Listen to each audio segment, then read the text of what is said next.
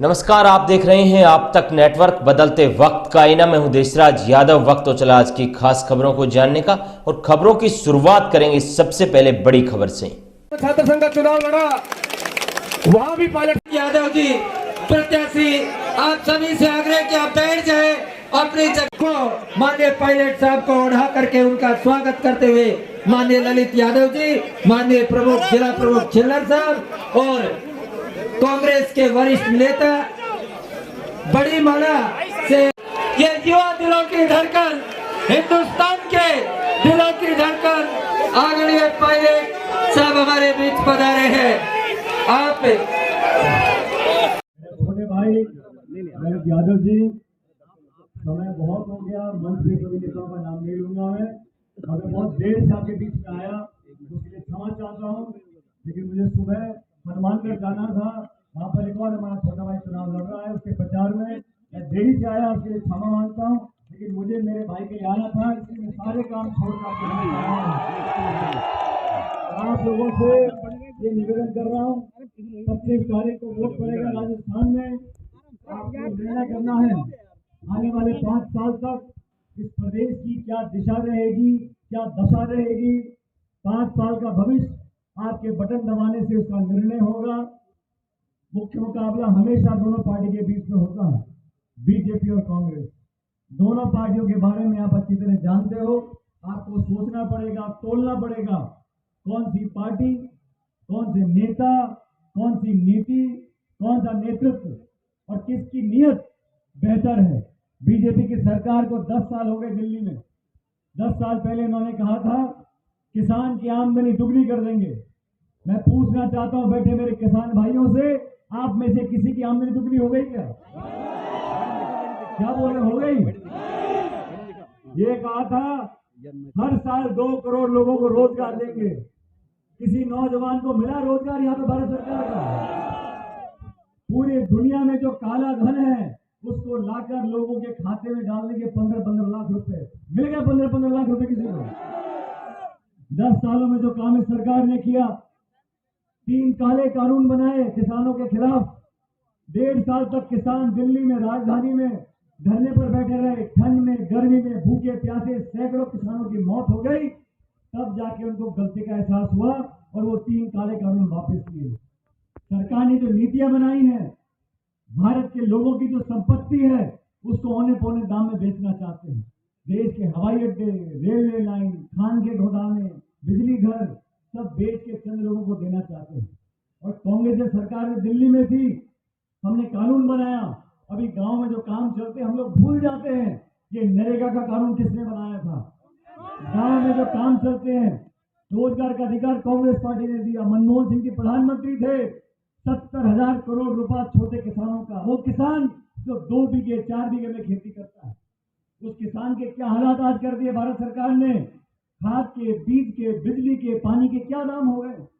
Petrol diesel देसी घी से महंगा हो गया। गैस का सिलेंडर 1100 रुपए का है। बीजेपी के लोग 80 करोड़ लोगों को सस्ता खाना देते हैं, वो तो अच्छी बात है। और हम लोग किसी को पेंशन दे दें, किसी को छात्रवृत्ति दे दें, महिलाओं के जेब में 2 रुपए डाल दें तो बीजेपी के पेट में फोड़े हो जाते हैं।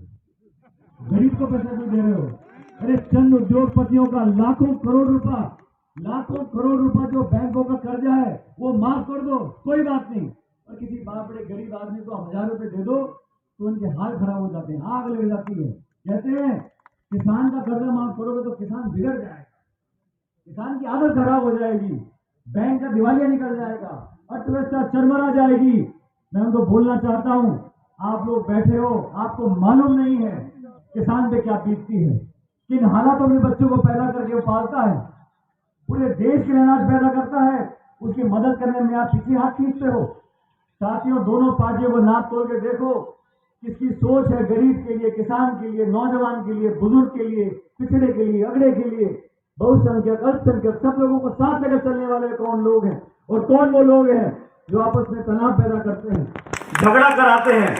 बीजेपी से पूछो टमाटर 80 रुपए किलो क्यों बिक रहा है, चाल, चावल, चीनी, चायपत्ती महंगी क्यों हो गई, तो कहते हैं हिंदुस्तान पाकिस्तान। अरे शिक्षित रोजगार हमारे बिना मिले सैकड़ों हमारे लाखों करोड़ों नौजवान बेरोजगार घूम रहे हैं। बीजेपी से सवाल पूछो तो कहते हैं मंदिर और मस्जिद। अरे आपने वादे किए थे, पूरे क्यों नहीं कर रहे? कहते हैं मंदिर और मस्जिद, हिंदू मुसलमान, हिंदुस्तान पाकिस्तान, ले दे के इनकी सुई वहीं अटकी हुई है, इन्हें कोई मतलब नहीं है। इसलिए आप लोगों से निवेदन करने आया हूं, कांग्रेस पार्टी ने सुनो, कांग्रेस पार्टी ने बहुत सोच समझकर इस नौजवान को टिकट दिया है और आपके भरोसे पर दिया है। और मैं जानता हूं ललित जी को, इन्होंने पिछले 5 सालों में, उससे पहले जब से छात्र राजनीति से लेकर हर जगह यूथ कांग्रेस में कांग्रेस ने मेरे साथ काम किया है। जब 5 साल संघर्ष हमने किया बीजेपी की सरकार के सामने 2013 से 18, उन 5 सालों में लाठी खानी हो, जेल जाना हो, भूख हड़ताल करनी हो, पदयात्रा करनी हो, धरना करना हो, जो भी करना हो, संघर्ष किया लोगों के लिए, नौजवानों के लिए। इस नौजवान ने किया है। आज मैं इनके लिए वोट मांगने आया हूं और 36 कौम के लोगों से बोलना चाहता हूं, ये जाति बिरादरी भूल जाओ, उस व्यक्ति का, उस नेता का, उस पार्टी का समर्थन करो जो आपके दुख सुख का भागीदार बनेगा।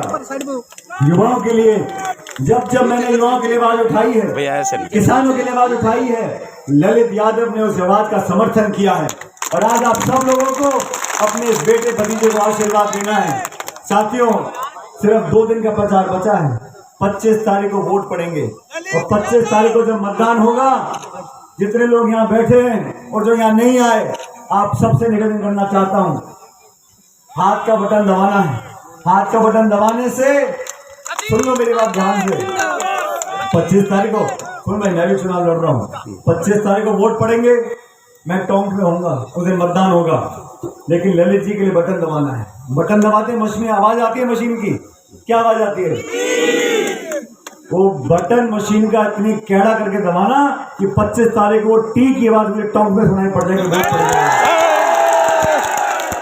और पूरे देश में माहौल बदल रहा है।